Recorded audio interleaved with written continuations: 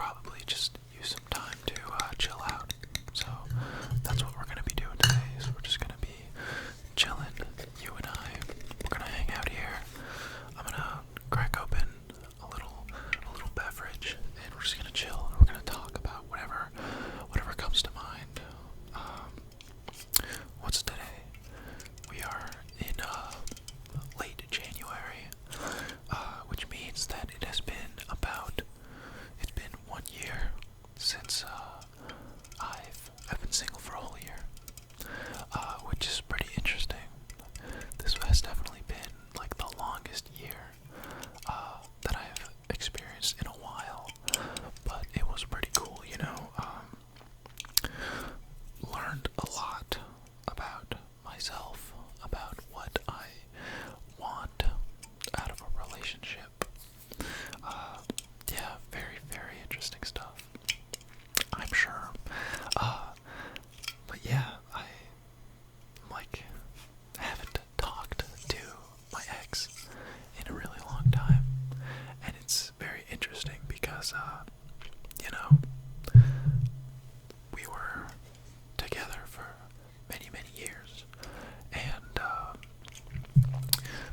having somebody basically be your best friend for that long, and then now you just don't talk to them anymore. It's bizarre. You really do go through stages of grief, and you know, I am definitely now in the point where it's that acceptance stage, and the point where you're just like, I just want what's best for them, you know. I hope that they're happy, and not in like a I hope you're happy type of way, in like a I genuinely want her to be happy wherever she is now. I mean, I know where she is, like, physically, but I mean, like, emotionally, in our relationships and stuff. But yeah, I mean, I know that a lot of people say that the rule for dating after a breakup is supposed to be like half of the amount of how long your relationship was, which, I don't know, man, that seems unrealistic.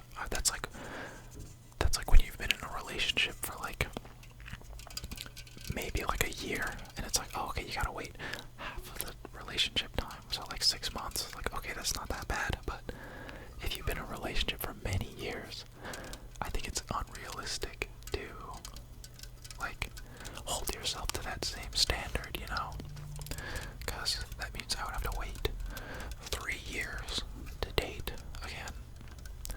And yeah, I don't know, I'm not saying that I'm like ready for like legitimate relationship, but is anybody really like ever ready for it? You know, I feel like it's rare that people are like, I want a relationship, like a serious relationship, and then they go out and look for one and end up finding it. I feel like more of the time it sort of finds you, and you're just kind of thrusted into it. Yeah. What about you? What's been your experience with dating and stuff like that?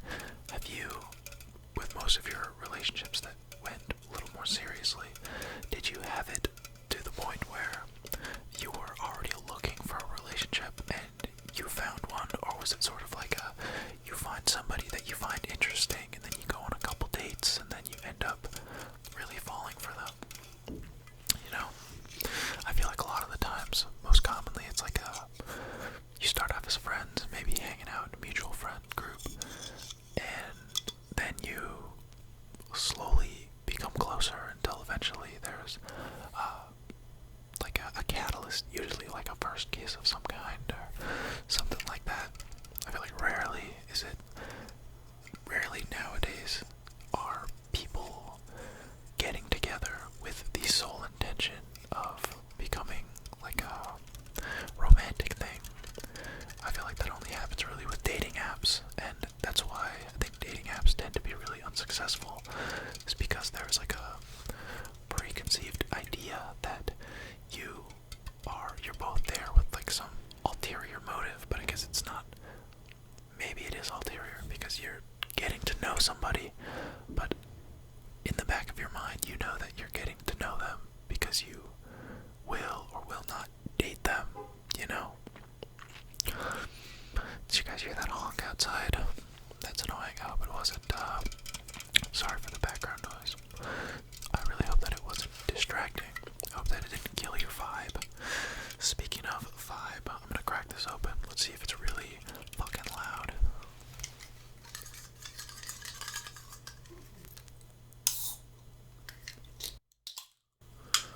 Okay, not bad. And I've got a little mason jar of ice that I broke apart using an ice pick. Yeah, and honestly, ice picks are pretty cool. If you don't have one, you should get one. It feels pretty cool to just stab a block of ice and break it up. Because honestly, like, you know how many times I've just like bashed a big block of ice on my counter trying to like get some smaller pieces so I can put in a glass. Anyway, let's pour this out.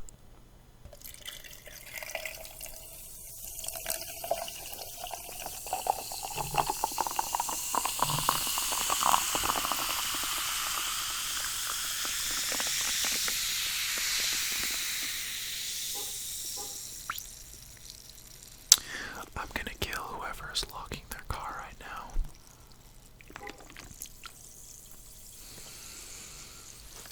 Lucky for them that they're locking their car, or else I would be pulling them out of it and using that ice pick. I really hope my neighbors don't watch this and then... Oh, you know what? I changed my mind. I really hope my neighbors do watch this so they can start fearing for their lives. These are jokes. These are jokes, by the way. It's all jokes. Please don't get me arrested.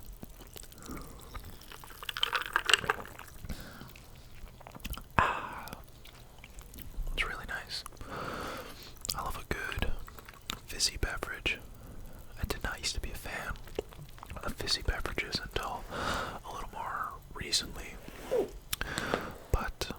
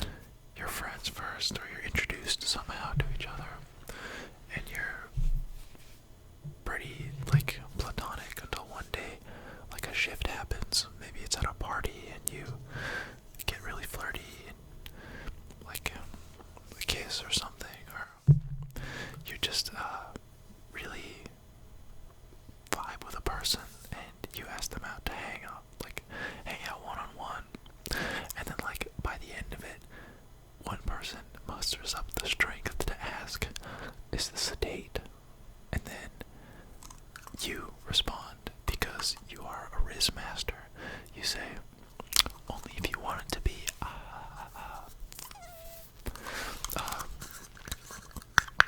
Yeah, because I mean that's usually how the best ones go, you know. But all of the situationships that I've had like that are with people who are not like close by, you know. They're like hundreds of miles away. So then kind of throws a wrench in that plan. My previous relationship, a lot of it was long distance, and that shit fucking sucks. Not great. If you're in a long distance relationship, let me know about it in the comments. How's it going for you? Do you have plans of like becoming like moving closer to one another? Is it just a temporary thing? Did you start off dating long distance, or did you start dating when you were close together and then went long distance because somebody had to move away for a job or school or something? Because I feel like it's rare that people get into a relationship long distance, you know?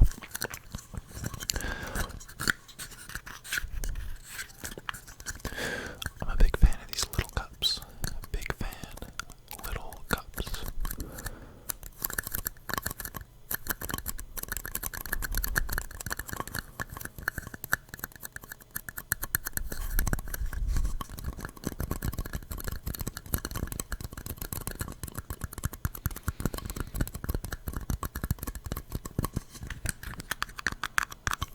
I'm gonna give you a little hat.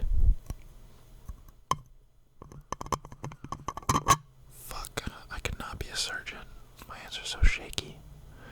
It might just be because I'm cold, but I think in general I just tend to have shaky hands. I don't know, I'm not really a nervous person. I'd like to think I'm not, but maybe I am. I used to be I was a nervous kid, and I was a scared kid all the time. Never really felt comfortable in my skin, and was always afraid of being afraid, you know? And I think that's why as I got older, I started to really like horror movies. Kind of like a way to reclaim those anxieties and explore them in a safe way and really learn to sit with being uncomfortable. Pretty cool. If you don't like horror, maybe look inwards, analyze why do you not like horror. Maybe I'm just being too philosophical about it. You might not like horror just because you don't like people jumping out at you and going, boo, bruh. Ooh, that was really fucking loud. I'm gonna censor that with a little, I'm gonna censor that with this. Oops. Damn. That guy dropped the thing. I'll censor it with this. Bruh. Cool.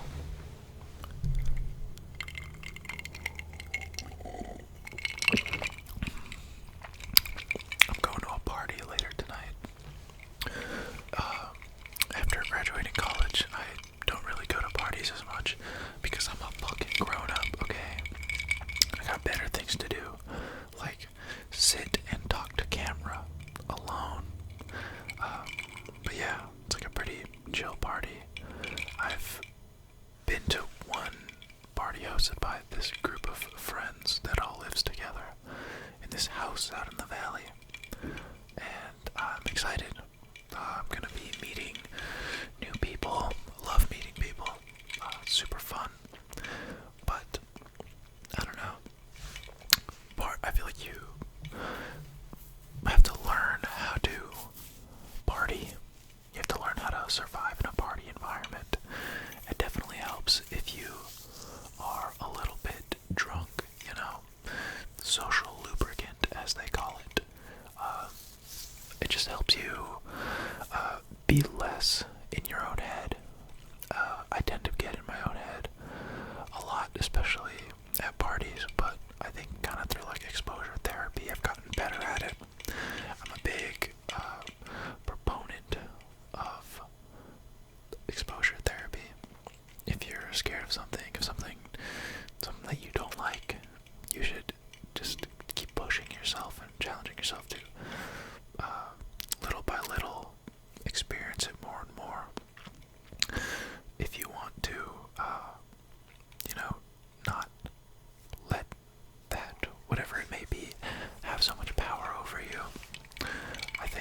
that's a good way to live, because I don't want nothing to have power over me, except like maybe love. I'll let love have power over me. That's okay. Maybe like a good sandwich. I'll let that have power over me. But you know, that might just be love, because I love sandwiches. I need all of your recommendations for good sandwich spots in Los Angeles, because God, I fucking love sandwiches. They're like my favorite food type, you know? They're just so perfect. I love bread, and I love different textures and flavors, and the bread is just it's a vessel for a concoction of flavors and textures all together, so you get them all in one bite, you know? The perfect cross section of a little cuisine. What's your favorite sandwich? What is your favorite sandwich? There's so many good sandwiches. I'm gonna make an ASMR video where I make peanut butter and jelly the long way. Peanut butter and jelly the long way.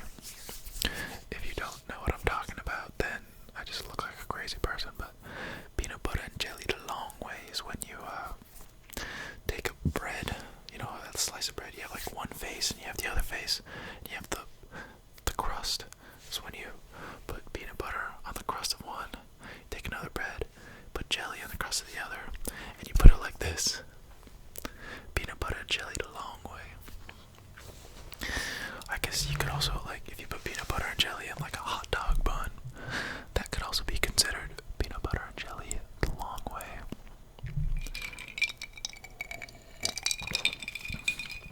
Yep, that's gonna be the next video. Peanut butter and jelly the long way. If you're watching this right now, then when that peanut butter and jelly the long way video comes out, I need you to comment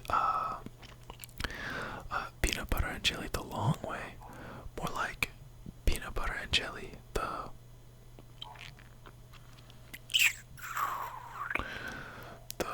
schlong way.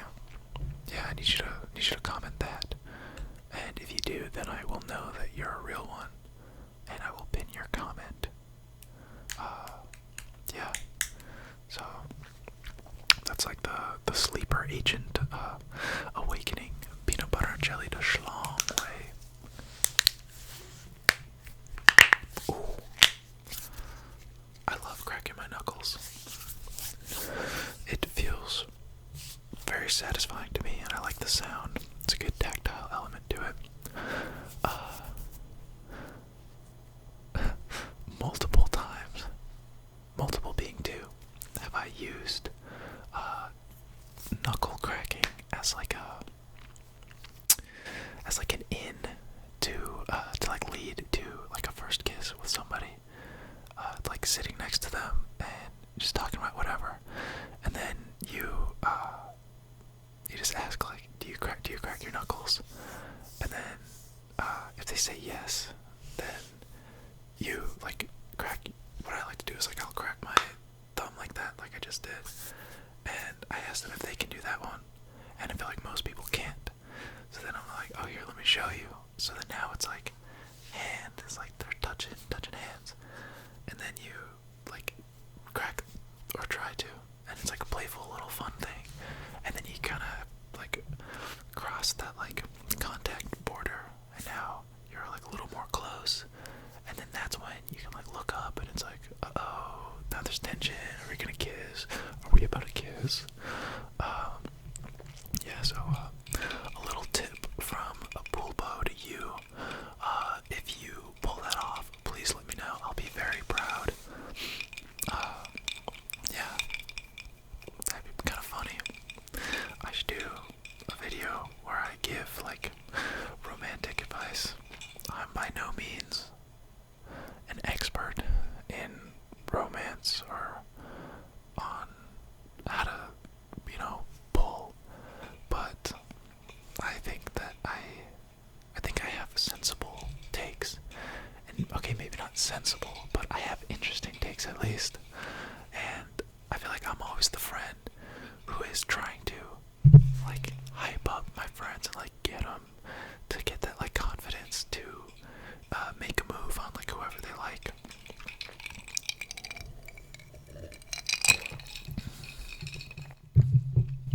I would just like to say that I have played matchmaker for, okay, maybe not matchmaker, but I am directly responsible for two relationships getting together, and they're really strong and good ones.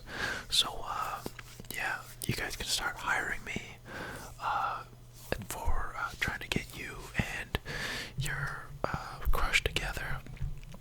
And if it doesn't work out, then you get a full refund. I've been playing a lot of guitar lately, and I realized that it fucking hurts your hands. My fingers are all ugly now, but I'm getting better at it. And I just have so many picks, and I really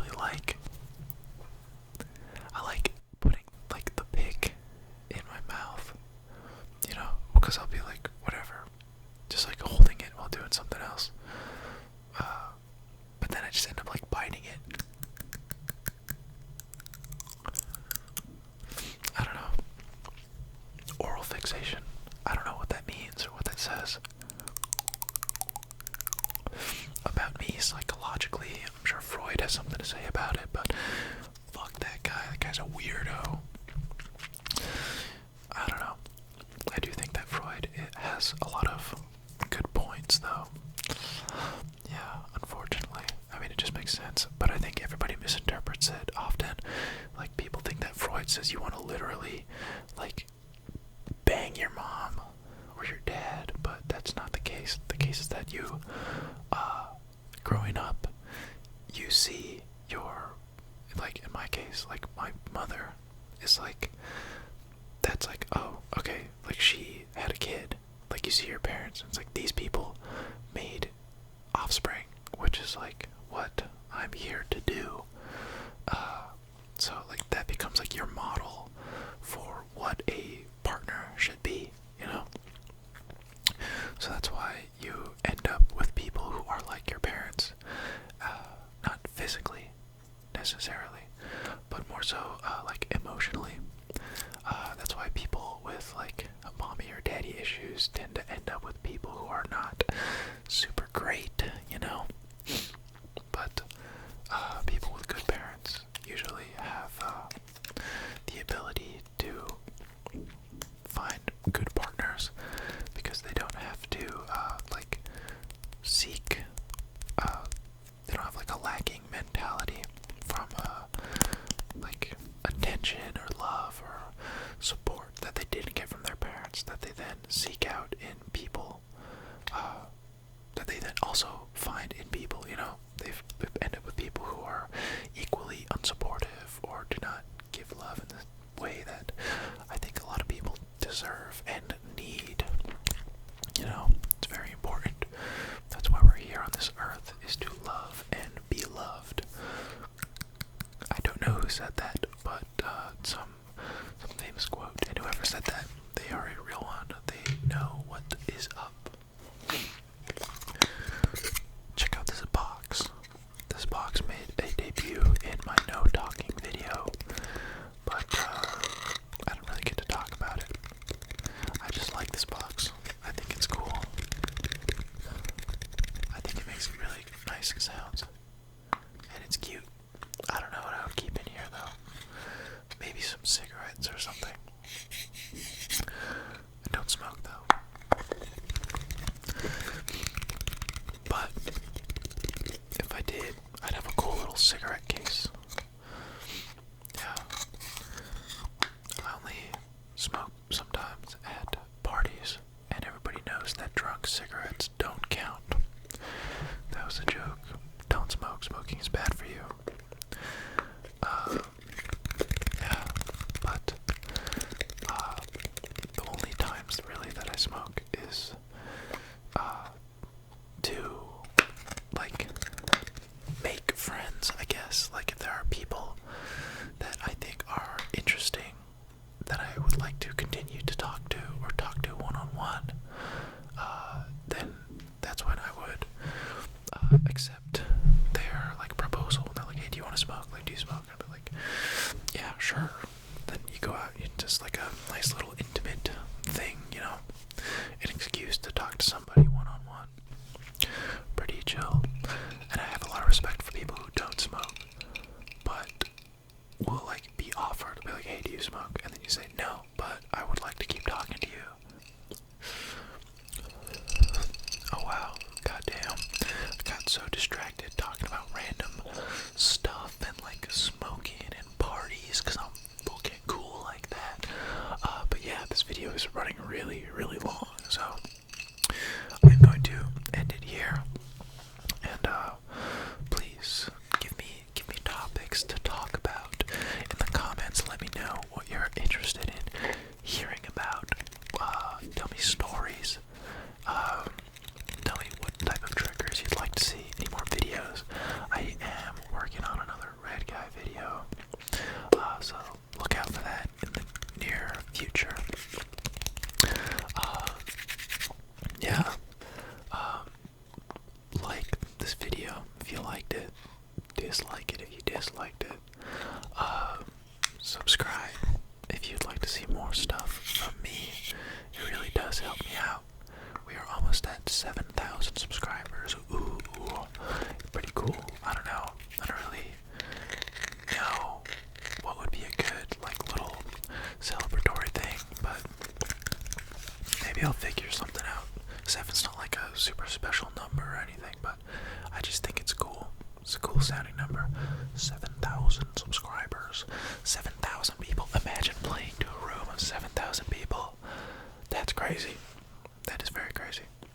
Anyway, I keep